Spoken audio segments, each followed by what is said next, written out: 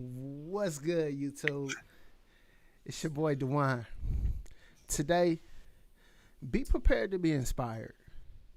When you talk about being in IT or just living life in general, a lot of times you have ideas, you have dreams and things that you want to accomplish. And oftentimes those ideas come and we don't always act on them. Well, today, we're going to have an interview with Rea Huntley. You're going to be inspired. I've known Rea for about, I would say, 2 years now. Yeah, about 2 years now. I met her at a Lab Everyday meetup in Washington D.C. It was, yeah, been inspiring ever since. So let's talk about Rea before I introduce you to her. So she went from Geek Squad to becoming a network engineer to then a CCIE to now the founder and CEO of a tech startup named Lavii. We're going to talk about what Lavii is. To me, when I've heard about Lavii this year when they released it, I immediately saw this is amazing to see someone that I've actually met, that I actually know, create something that's a truly need in the industry and I haven't seen done yet. Introducing you all to Rea Huntley. What's up, Rea? Hey, thank you for having me. I appreciate it. I'm glad you're here. So you got started in tech. I saw you were a network technician first, and then you were in Geek Squad. How'd you get your start in tech? So it's actually a funny story. Um, so while I was in school, I went to school for computer electronic engineering, and I went to ITT Tech. So during that time, I was working at actually PetSmart. And if anyone's familiar with like the Northern Virginia area, where you have PetSmart and Best Buy right next to each other, so I actually applied for Best Buy while I was in school for their Geek Squad. So I ended up getting the job, started working there, and then I heard about government contracting. So I was like, okay, I want to get into government contracting. Geek Squad is cool, but I want to go to like the next level within my tech career. So I found the government contracting job at that time, and they were going to sponsor me for my clearance. So they sponsored me for my clearance, got the process started, and I lied to you not, 3 weeks into that position, I lost my job. The whole contract just shut down. Yeah. Wow. So the contract ended. I was full time at that time at Best Buy, but I had dropped down to part time so I could keep some of my Best Buy perks that I were getting for like different electronics, and then just go and get my clearance and then start my fresh position at this government contracting. But as soon as that ended, I just felt like, I gave up this great opportunity at Geek Squad to go here to do government contracting, and the contract ended. But luckily, Best Buy did not take my position down from full time to part time. So I was able to go back, work that as a full time perspective, and then continue to search for different government contracting positions. Um, I was fortunate enough that during that time that I was actually on that first contract, I was able to get my secret clearance in that 2 week process. So within 2 weeks, I was only 19 at that time. So I didn't have to go back too far. So I was only 19. They did the background investigation, and I got my clearance in 2 weeks. So I found another position at Navy Yard, and that was a desktop support position. So I started there, left Best Buy, and then ever since then, I've been on my journey. Wow. During that time, what was your first position? My first position outside of the government contracting realm was Geek Squad. Geek Squad. Inside of government contracting, it was desktop support. Well, Oh, actually, help desk for 3 weeks and then desktop support. wow. Okay. How long did you spend doing desktop support? I spent about, I want to say, a good year and a half doing desktop support. Okay. Um, I felt like it just wasn't for me. I wanted something a little bit different. So I started to look into systems engineering. Did that for a little bit. The systems at that time we had like MCSA. I tried to study for that. I just didn't have a passion for it. And then I started to look into networking, and I was like, that's it. Right. And I kind of got hooked on networking and started pursuing my career from there. Now, When you were on desktop support, and I'm gonna kind of go into this because I see a lot of people that are in that position and they're trying to figure it out. I was one of those people. You were one of Okay. those people. What did you do um, to find your opportunity outside of desktop support? How did you take your career to that next level? So I'm glad you said that. Um, in order for me to take my career to the next level, I had to network. I had a friend at that time who had left the Navy Yard position and moved on to a position that I aspired to have at that time. Because of the connection that we built, and this guy is still my friend to this day, because of that connection that we built, he was able to put in a referral for me. Once I got on the interview, did the interview, and then next thing you know, I had the position. So I think it's all about once you get into your position, learn how to network. You never know who can help you out, who you'll actually meet. But having the right people in your corner and having a good network can take you to that next level. Nice, nice. Did you have certifications? At that time, I did not. So I did not need any certifications because I had my degree. Mm. So that sufficed. Plus, I had experience. Now, if I did not have any experience, then of course I would have needed the certifications. But the degree plus experience at that time, this was back in 2010, 11. So certifications weren't where they are right now. So it didn't really matter at that point. But I did start getting certifications back in 2011, and that's when I got the Security Plus. So I needed that actual Security Plus in order to take that systems engineering position. It was like systems engineering slash network. I needed that Security Plus for that. And that was for government contracting. Government contracting. Yeah. So if someone wants to get in government contracting, you think the Security Plus is a good cert? Oh yeah, definitely. Right now, especially in DoD, that's like the baseline for 8750. In order to work on any computers inside the government, you need that Security Plus. Now, once you move on to different fields or different contract, that Security Plus doesn't hold as much weight to kind of get your foot in the door at that point. Nice. Now you Yeah. you have a college degree from ITT. Yes, I do. Um, what do you think? Do you think going to college is worth it in today's tech market? That's a great question. um, I would say yes and no. So the reason I would say yes is because it may allow you that opportunity to get a position if you have no experience, but at least you have that degree. You may start off entry level, but that's a way to kind of get your foot in the door. I would say no because I've actually worked with individuals that just had the experience. You know, they were fortunate enough to get their foot in the door early and get that experience. Therefore, the degree didn't matter, you know, and they had just certifications at that point. So I would say now in today's world, it's kind of more important to have certifications, but I wouldn't still kind of push people against getting a degree. That's awesome. Uh, it's a tough. I think it's not a cookie cutter answer. You know what I mean? Yeah, it's different for everyone. Yeah. And also the area as well. I Yeah. think it heavily depends on the area you live in, the demand, everything like that. Because where I am, the DMV area, it's pretty much known for government contracting. And I've seen nowadays that they'll take certifications in lieu of a degree, Mm. or they'll take experience in lieu of a degree. So it just depends on your market, your position, and then also how well you're able to speak to the technology and your and what you know. Okay. So Yeah. Thank you for that. Thank you for that.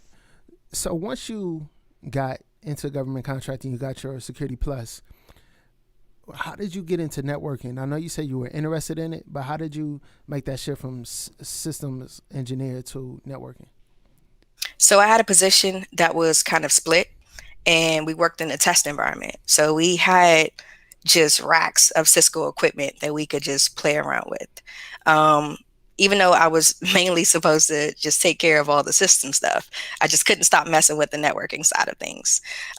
So we would be in there setting up multicast and just testing out. We'd have like 5 different Mac computers lined up and just streaming multicast services on all the computers and just testing it out, uploading this video. And that just intrigued me so much. So in that position, I knew like when I did decide to leave, I was going to leave and do networking. I Mm. had more of an interest for networking at that time. Systems was cool, but I feel like networking allowed me to do more problem solving, more critical thinking. It challenged me a lot. So networking was definitely the route that I wanted to take at that point. So I ended up leaving that position. I stayed there for about, I want to say, a year, and I left there and worked for Booz Allen. And I was at Booz Allen as a network engineer as well, working on a couple projects. And while you were there, you got your CCNA? So I actually did I get my CCNA at Booz? I think I want to say I got my CCNA at Booz Allen, Okay. and I got my CCNP at Booz Allen as well. Nice. Nice. And with companies like that, which is great, they'll actually help you get these certifications. So they sent me to these training courses, and as long as you pass that certification, you don't have to pay that company back. So it worked out for me. So I'm gonna ask a question. Okay. While you were in the, let's say, the corporate government side, right? Um, did you get your CCNA at that time or after you left? I mean, your You said what? CCIE. So I got my CCIE when once I stepped out and did my own consulting company. So I stayed with Booz Allen for about 2 years, and I always told myself um, I wanted to work for Cisco, right? I always wanted to land a dream position for Cisco. Right. And during the time that Cisco did offer me the position, I declined it because Mm. I didn't want to go work for anybody else at that point. I wanted to be an independent consultant and just do my own thing. So I ended up getting my CCIE after I started my company. And Wow. I got my CCIE when I want to say 28. At 28, I got my CCIE. When you talk about drive, focus, and really chasing after your dreams, like that's a lot of pressure to start a business on your own and work towards the CCIE. How'd you do It that? is. Some days I don't know. and and I thought I was crazy for wanting to go after that certification. I mean, I used to hear a lot of horror stories about people not going after it. They're failing like 20 times, and I'm just like, I can't imagine. But it was rough. I'm not gonna lie and say it was an easy journey. I felt like giving up at times, and I felt like I got cheated a couple times. I had to actually pay for a rewrite, Wow. and yeah, it was at that point where on my third time, it took me 4 times to pass. On my third time, I literally passed every section, but still failed the exam, and I was heated. You know what? But I hear that that can happen. Yes. Shout out to my boy Tony. Show IP interface brief. He Okay. actually the same thing. He took it, I think, 4 times, and like on his third time, he passed all sections and still failed the lab. That Yeah, that's mm. it's depressing, man. So did you have to come out of pocket for each one of those times? Oh, every single time. I pretty much did this out of my own pocket. So, being as a consultant, there's no company paying for my certifications. That's me fronting the cost for everything. So every time I had to pay to travel to North Carolina, take the exam, um, and then pay for the rewrite and everything like that. So all of those expenses came out of my pocket. But in the end, I can say it was worth it. And I would say that certification taught me to persevere through things and never give up because you never know if you keep trying what may happen. Let's say if I would have gave up on that third time when I failed all three, that fourth time would have never happened and I would have never gotten my certification. True story. True story. Salute to you for sticking to it and getting it done. Thank you. All right. So you're in a company like Booz Allen, and you got an offer from Cisco. In both of those situations, that's a lot of people will get in those positions and say, you know what, I made it. I'm good. I'm going to stack my 401k. I'm going to take vacations and I'm going to live my life. Hmm. But you wanted more. Yeah. What was the driving force to make you say, you know what, I can do this on my own? So I would say it came from me growing up. I always had this entrepreneurial spirit.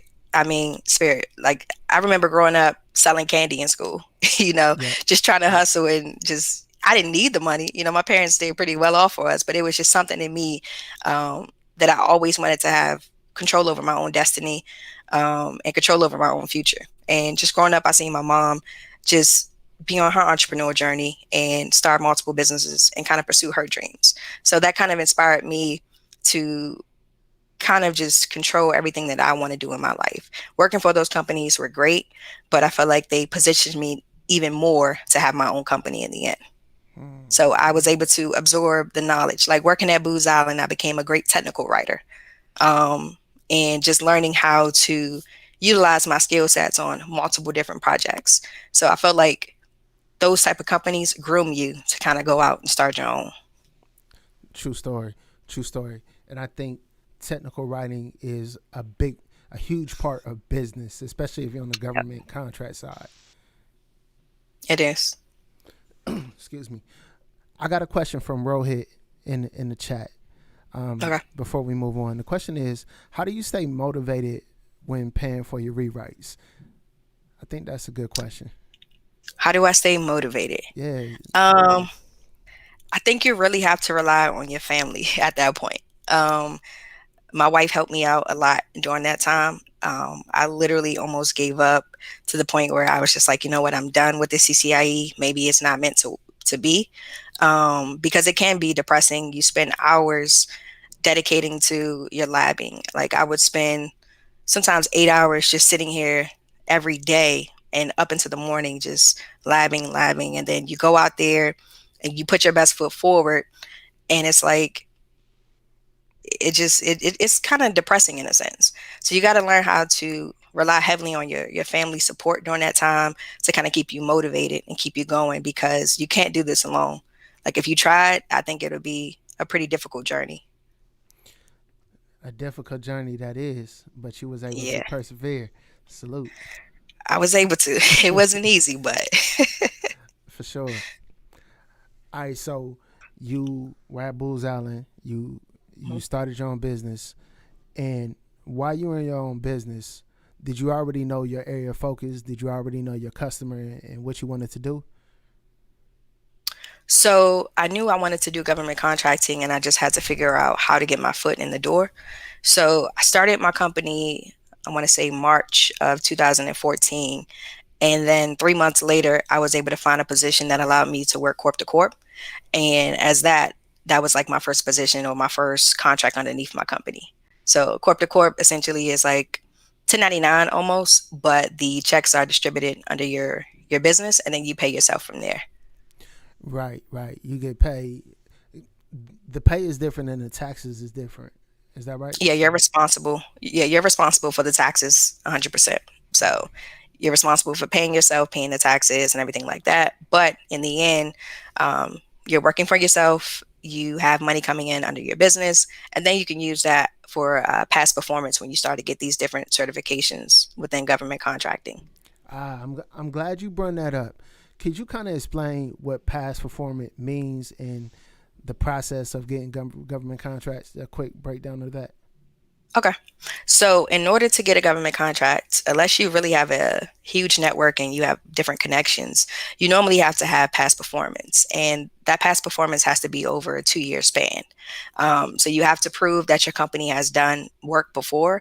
And sometimes you have to get referrals based on the actual work that you've done for these contracts.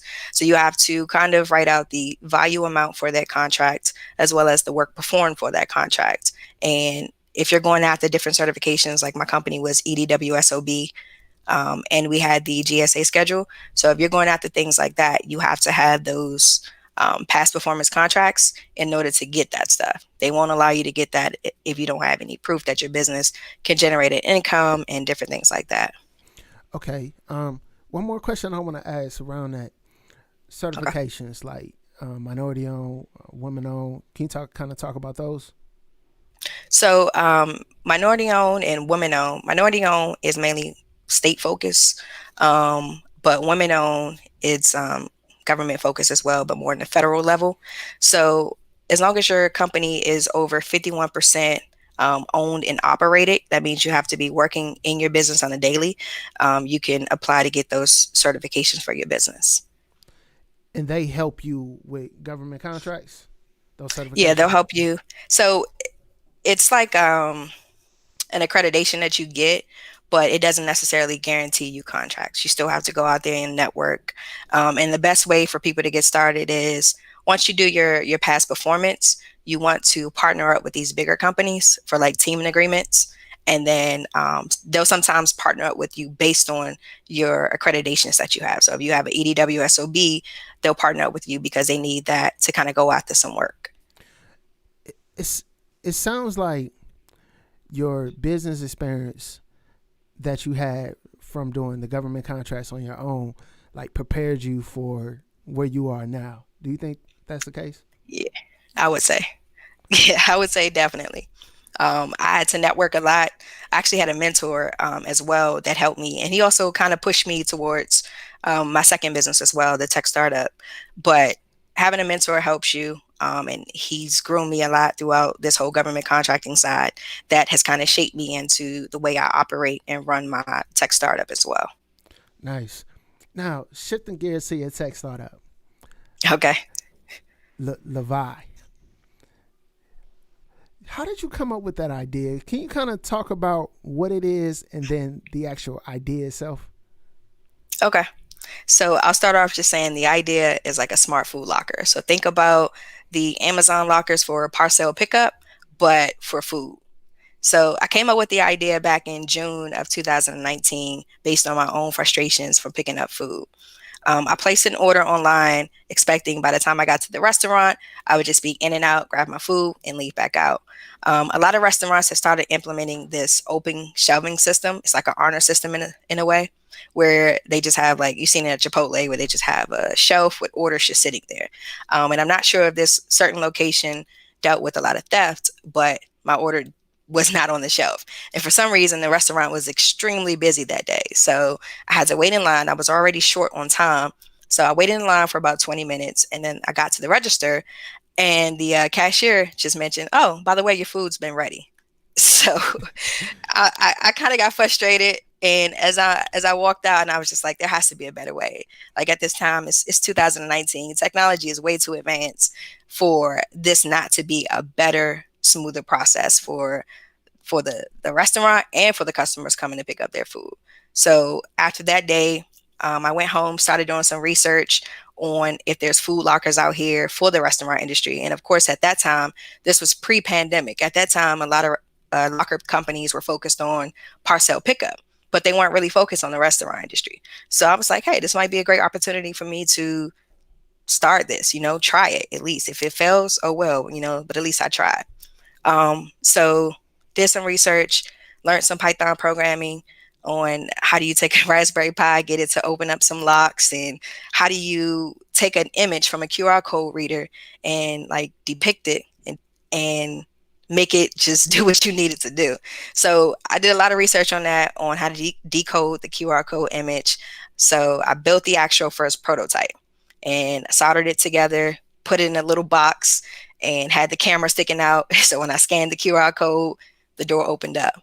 So I literally built the first one, and then I ended up bringing on my two partners later on to kind of finish building on the actual idea.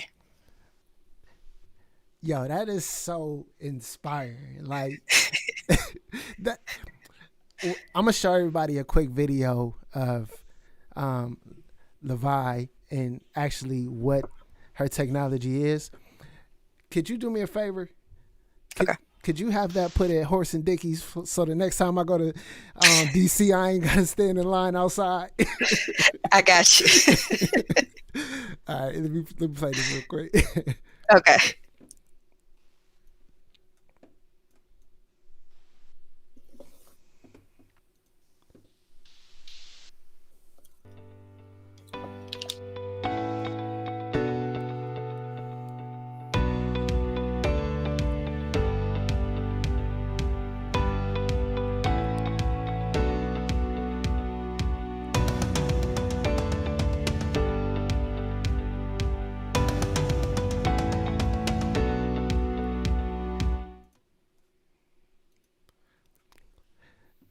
I don't know about y'all, but for you to have done that in your garage and then bring it to market. Because I don't know if you all noticed this, but Rea had this idea last year. And so the opportunity came to have this implemented when it was actually needed during the pandemic. Like, that's a God message in my opinion. Oh yeah, definitely. And the crazy thing is, my partners and I used to meet like every Tuesday night, and we would sit in our office space and just say, like, I know this is something that the world needs, but how do we show them and tell them like this is what you need? And we would be in there talking about, at that time, this was like later on into the year, when they were talking about the coronavirus impacting other countries. And we just never thought anything about it impacting the states, and then impacting us in the way that it did, where people were on a complete shutdown. Restaurants couldn't allow anyone to dine in. So it never hit us that this could really solidify our actual product and make it a perfect market fit. It's it just came right on time.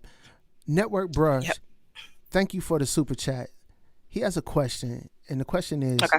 how did the pandemic impact your business? Was it good or bad? Could you kind of break that down? Okay. So I would say overall, it impacted our business in a good way because it solidified our actual idea, and it made restaurant owners appreciate what we were bringing to the table because they needed a system like that in order to optimize their pickup.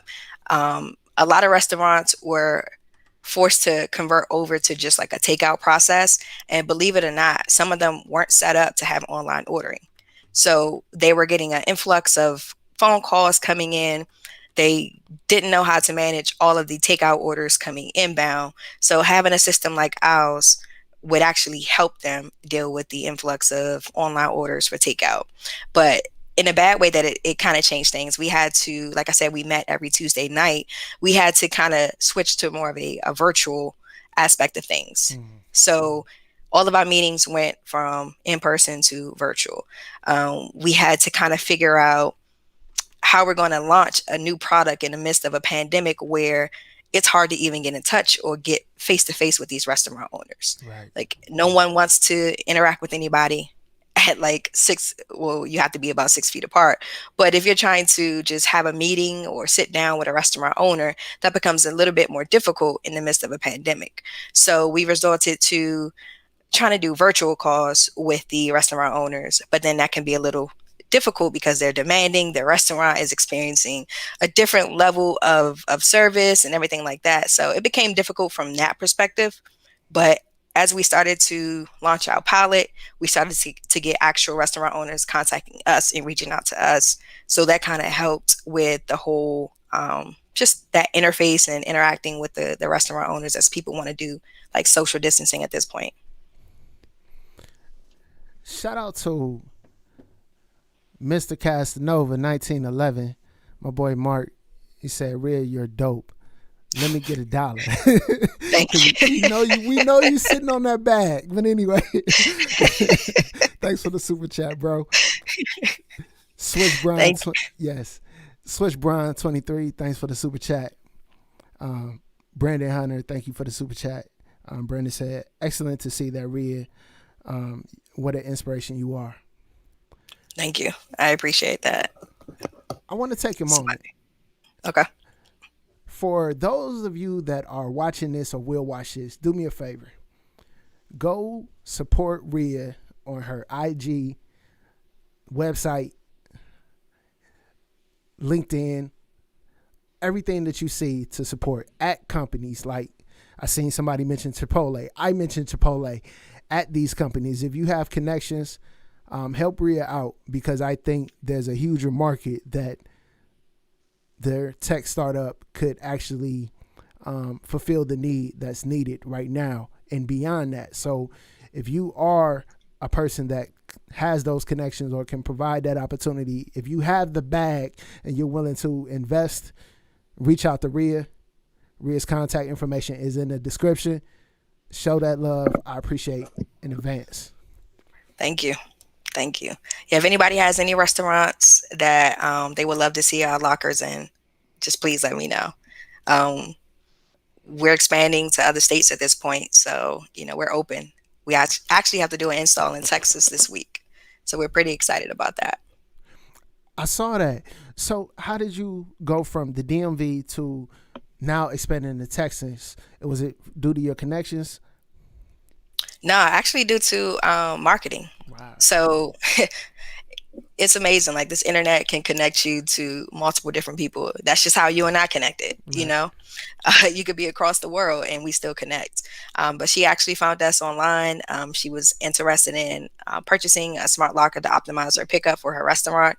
So she's about to open, and then she wants to provide that type of level of service starting out the gate. So we're pretty excited about that. And we're looking forward to doing strategic partnerships with different POS companies, as well as expanding to other states like Delaware and New York that's closer to the East Coast for us. We need you in Chipotle. Chipotle, if you're watching. Yeah, we're targeting the chain restaurants as well. We just have to get through the door, get our feet wet first. I think we Yes. have to prove. I think it's such a new product as well. I think everyone's just adjusting to the way of life, and I think this is going to be the new normal. So I think restaurant owners just have to understand that we're going to be in this type of situation for a while, and then just learning how to make the best of it and making it safe for their staff and the actual customers that come in as well. I'm gonna ask you two different questions. I'm gonna start with the first one. The first question: what's the hardest thing that you face going out on your own? Going out on my own with my company. Your first company, let's say your consulting company. Hmm. I would say the hardest thing I faced was being able to expand and grow the way that I wanted to. Um, it took me a long time to get to where I wanted to be within my government contracting company. And about the time that I was actually about to do a teaming agreement, COVID hit. Hmm. So that got shut down almost immediately at that point. So I'm not even sure if that work is even available at this point. But I would say being able to grow and expand, but having a mentor early on within my career for government contracting would have helped a lot. Hmm. I think mentors are definitely important because they've been down that path, they've been down that route, and they can definitely help you and provide you with the guidance and help you avoid the mistakes that they went through. Did you go through any programs to get started in business? Nah, not really, not at all. Hmm. Just YouTube. You can learn a lot on YouTube. That's true. That's true. How'd you come across your mentor? So I met my mentor through a close friend of mine. Okay. Um, he knew this guy that he thought would be a great mentor to me. He connected us, and then him and I have been he's been my mentor since then. And I still consult him on things when it comes to the tech side of things. So he's actually helped me out a lot. And he's the one that actually pushed me towards thinking about an actual product. He said the government contracting side is cool, but if you have an actual product, like, you really control that. So if you have an idea, just think about it and go after it. Go after your dreams. You, Yeah. you already know. Um. So my excuse me. So my second question, when it comes to stepping out on consulting, what's the hardest thing you face with your startup? Hmm. So the hardest thing I faced so far is, I would say at this point right now, we've bootstrapped our business. And I would say the hardest thing is raising money. I think there's already a notion behind African Americans not getting funding. And I think that's one of the hardest things to do at this point because we bootstrapped it, and you need funding to grow. You need funding to continue to scale, to continue to expand. So I think at this point, that's like the hardest thing for us to do. I feel like everything else we have under control from a technical side of things, but funding is definitely a challenge right now. Have you thought about doing like a GoFundMe or a Kickstart for your business? Yeah, so we've thought about that. The only thing with the Kickstarter is more geared towards business to consumer, Mm, and we're business to business. right, right.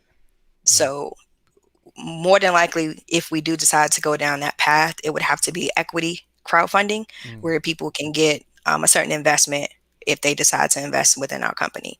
But even on those platforms, in order to get on there, you have to be approved. So it's mm. not like you can just get on the platform, raise money. No, they actually thoroughly go through your company. They want to see that you have traction. So it's different things like that that you have to go through in order to get on those platforms. Now, what about? Have you heard of the Kaufman Foundation? Now, what's that? I'll shoot you the info. It's Okay. so the owner of the Royals here in KC, he had a bag, and so that bag he distributes to a lot of businesses, and Okay.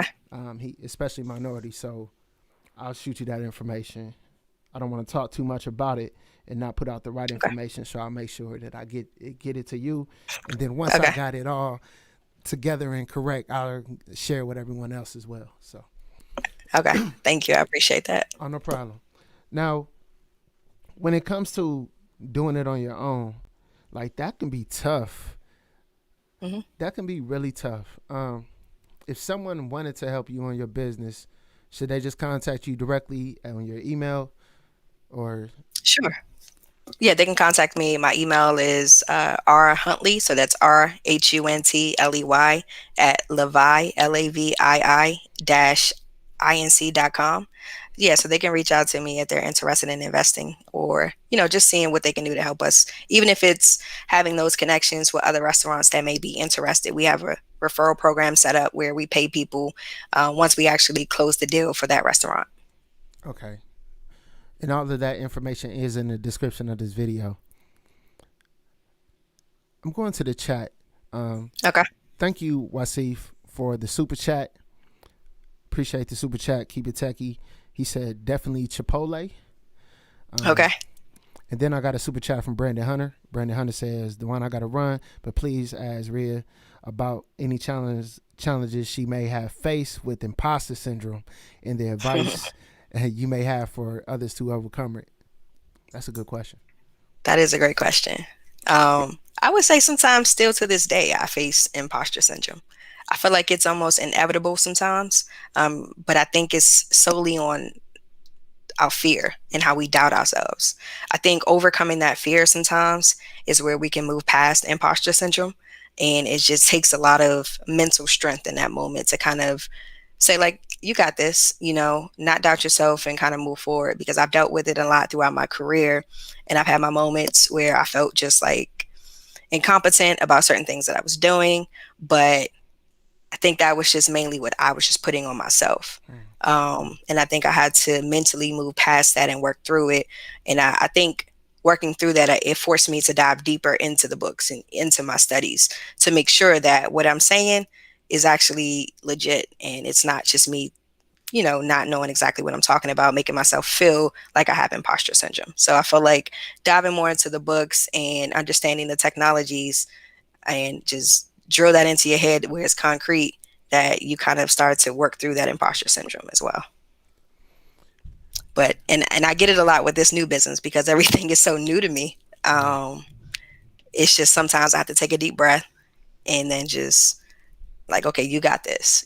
Stop doubting yourself. Just take your time and you'll work through this. Everything is new. And then I think also not feeling guilty for not knowing things as well. You Right. can't feel guilty for not knowing things. That's a part of life. That's a part of learning. That's a part of growing. So you'll never get to a point where you know everything. If you think you know everything, then your mindset is already messed up. So you always have to be vulnerable enough to know there's still more to learn. For sure. So you got a team. How'd you put your team together? So I actually I've actually known my COO, which is James Bagley. I've known him for a while through one of my mutual friends. We all have a mutual friend actually. Okay. So I met him a couple years back. We worked together before on a website. It didn't go as we expected it to be, but we laugh and joke about it now. So, and then my other partner, which is the CTO, Marcus Gunn, I ended up meeting him through James. Okay. So James had just had a newborn son. My wife and I went over to his house to see his son. And then I just brought up the idea and started talking to him. I'm like, hey, James, if you guys can help me out, um, this can be a great opportunity for us. Meet me at my office this day. Let's talk and let's see what happens. And then they met me there, and it's just been, we've been working together ever since. And I literally checked my text message in my phone. The last time I think I talked to James through text, it was like 3 years before then. But we reconnected, and we've been doing it with this business, and it's been great. It's been a great partnership with them. We all work together really well. That's such a blessing to be able to hear your story on how you put all of this together with an idea. Just a small idea and tinkering. Oh yeah, I think I had to learn how to get out of my own way and step out of my comfort zone.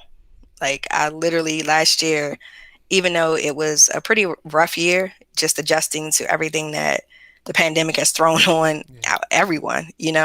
I learned how to step out of my comfort zone with pursuing this business and just trying to make the best out of it in the midst of the pandemic. True story. True story. You have a really healthy perspective on life and no matter what happens. Have you always had that perspective? From what I can remember, I've always had a more of a positive outlook on life. Mm. I've always felt like try things, and if it doesn't work, you just move on to the next thing. Yeah. I don't let things like that, failure, try to keep me down. I try to remain positive about everything because you get that opportunity to at least pursue that. Some people aren't even in that place. So you should be appreciative of what you have or where you are and just have a positive outlook on life. I don't too much negativity kind of wears you down. You start doubting yourself even more. So I think it's always best to have a positive outlook on things and be appreciative of where you are in life. True story. True story. Man, that's so true. I got a question here in the chat about your CCIE. It's from Merc Adam. Okay. The question is your CCIE worth it? I think a lot of people ask that question, and I don't know why people think the CCIE is not worth it. I mean, although networking is changing, and I will say that, just being on the other side of things, seeing how the cloud aspect of things are kind of taking over networking, but you still have to know the fundamentals. You still have to understand the basics of networking. And me personally, I have a CCIE, so I can speak to it, being that it's still worth it. Absolutely. Like no doubt, I wouldn't change it for a thing. So Here's my question on that. I know it's worth it. I believe wholeheartedly it's worth it. But in your situation, you had left let's say, the job sector and went out on your own. Do you think it added more value to your business by having a CCIE, or could you had continued on in your business without it? I think it added more value, having that, because where I am, that's almost a requirement sometimes for some high level networking positions. Right. They require you to have a CCIE. So having that positioned me to where I was able to get different contracts based on that. And it opened up more doors for me having that versus me not having that. Then I'm only, you know, available to take certain positions that can only hold up to, let's say, a CCNP. And there's nothing wrong with that. It's just that having that CCIE opened up more doors and opportunities, and of course, an increase in pay as well. Nice, nice. That's good stuff. I don't want to take up too much of your time because I know you're busy. No, it's cool. I want to It's take cool. for sure. I want to take a few questions from the chat. So if you have a couple questions, we'll take a few minutes so Rea can answer those. All right. So someone asks, are the lockers climate controlled? So the lockers aren't climate controlled, but they provide an ambient solution, so they're insulated. So they maintain the temperature if it's a hot item placed inside or if it's a cold item placed inside. So we don't provide any heated lockers or cooled lockers, because certain restaurants, you might have a hot food item and a drink in there as well. So you want to provide more of an ambient solution to be able to handle both those items inside the locker.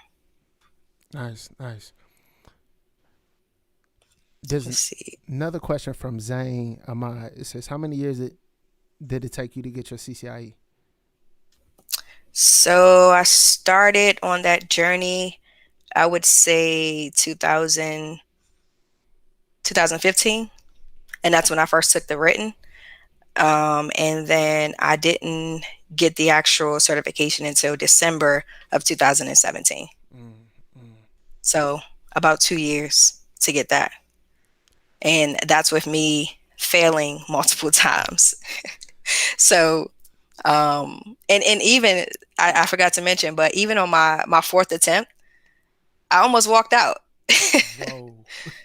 Yeah, I almost walked out. I literally, I got frustrated, and I felt like I got stomped on this one question, this ticket that I couldn't get past. And if you don't pass troubleshooting, the rest of the test is just for fun after that.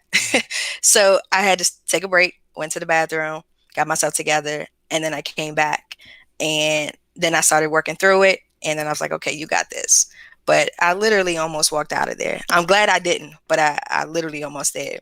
And then after the test, my wife and we were in North Carolina. So I got an email like maybe 20 minutes after I left.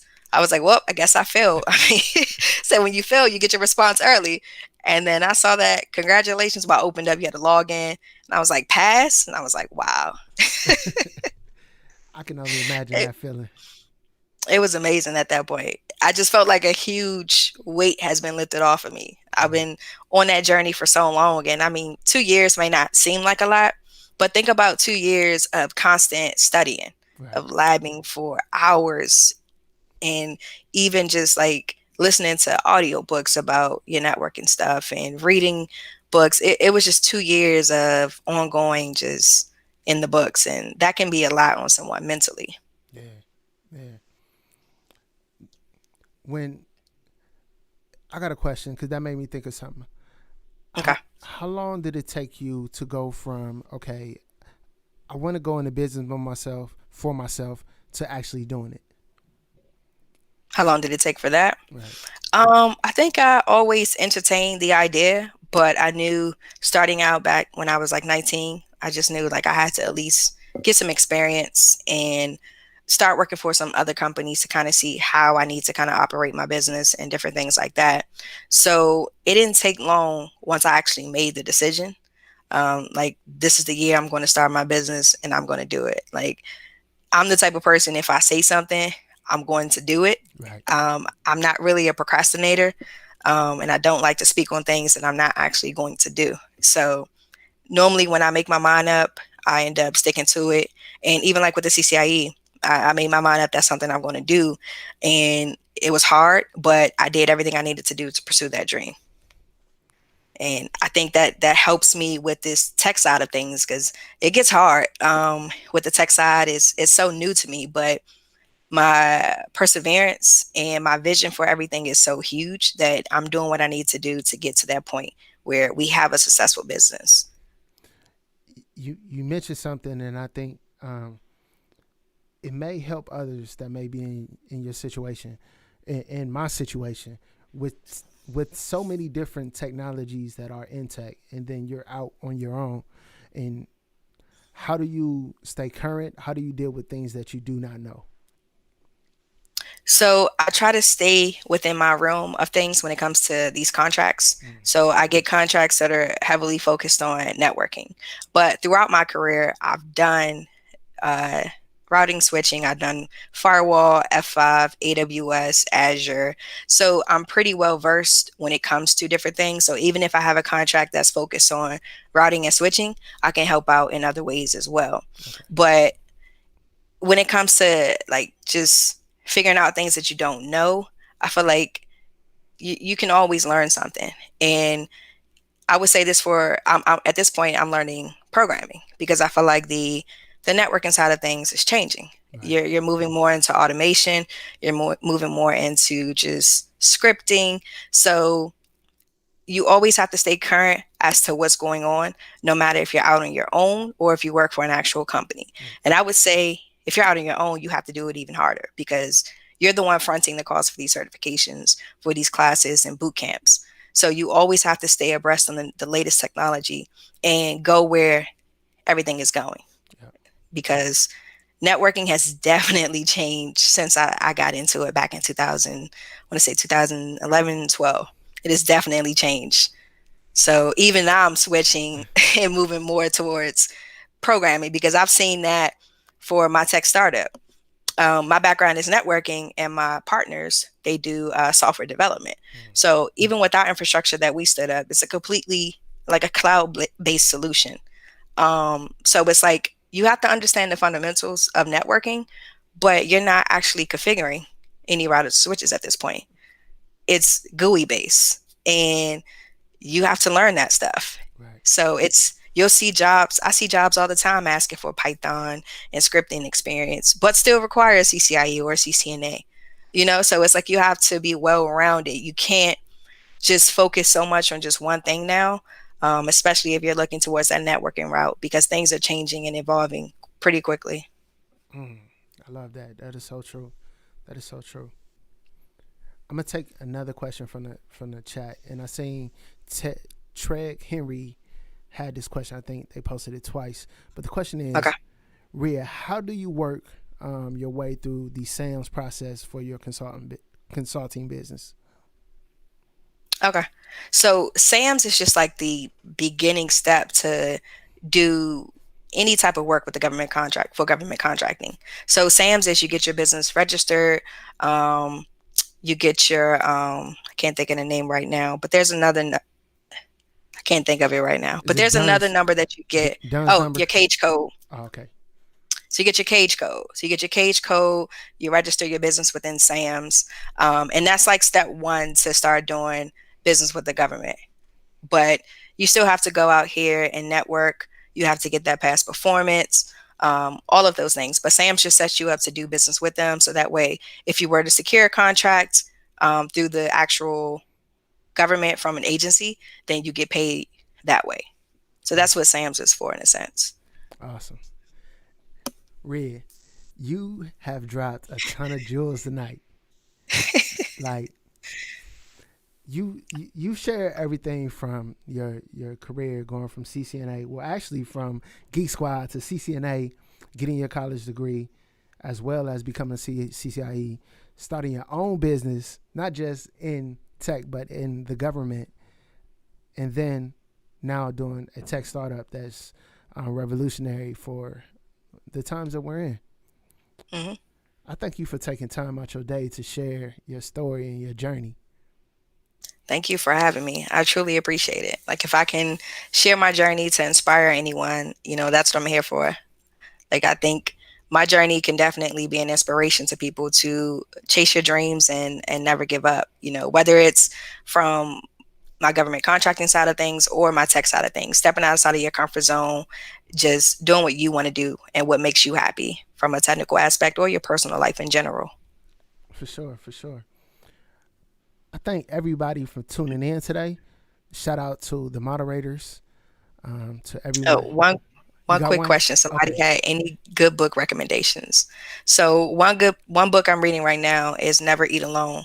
And that's pretty much like a networking book, learning how to converse with people and learning how to build your network, because you never know. Like I said in the beginning, my network that I had at that time helped me transition to a different position that helped grow my career. And that can be for anything as well. So that could be for my tech startup as well. But that book is definitely helping me understand the importance of building a network. True story. I saw that book. I think I'm going to get that book for myself. Yeah, it's a good book. Cool. Hey, is there anything you want to say to everyone before we leave? Just thank you guys for tuning in. Is there any other question? What do you think? Trying to see if there's another question I can answer. Yeah, I think we pretty much covered everything. But I thank you guys for tuning in. Like, reach out to me if you have any questions. whether you're looking about the Cisco certification process for the CCIE, I can provide any guidance or help if you guys need any. Awesome. Hey, we thank you all for tuning in. Please send any questions that you have to Rea. All of her contact information will be in the description of this video. We're going to try to do this again. I got some ideas, and I know Erica wants to talk to you, so I think we can put something Oh, together. yeah. We could do that. For sure. That'd be dope. Okay. All right. We thank you all for tuning in, and you all have a great night and week. Peace.